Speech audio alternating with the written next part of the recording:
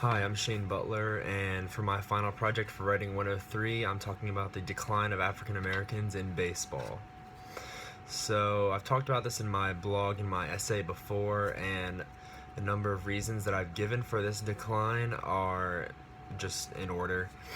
Attention span, the decrease of attention span of this generation, we'll talk about more about that in a minute.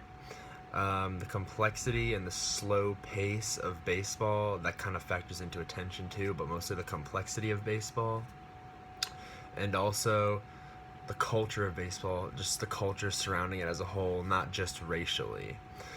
So, with attention span, today, with the emergence of the digital age and the emergence of smartphones and computers, Microsoft actually did a study, and the attention span of our society of humans has decreased from 12 seconds to 8 seconds since the year 2000.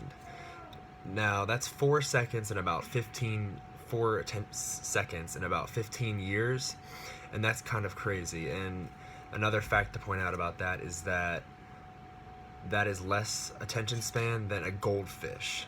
So that's kind of what we're working with there. And the slow paced nature of baseball kind of has something to do with that as well. Fans, they want exciting, they want instant gratification at the snap of a finger, they want something they can see in the live action, and baseball just doesn't fit that anymore. It doesn't fit what society wants, and that's part of the reason why it's declining. So the attention span is not much of a race thing, but it does apply to everybody.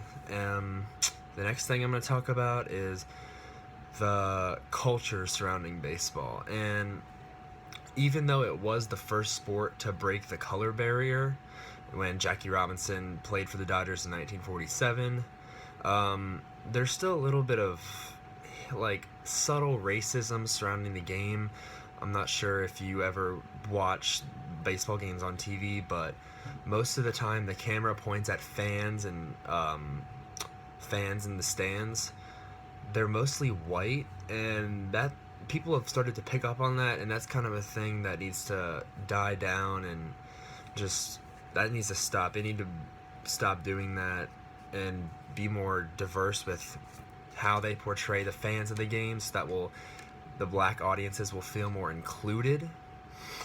And another thing about the culture of baseball is within the actual sport, not just the fans, the game.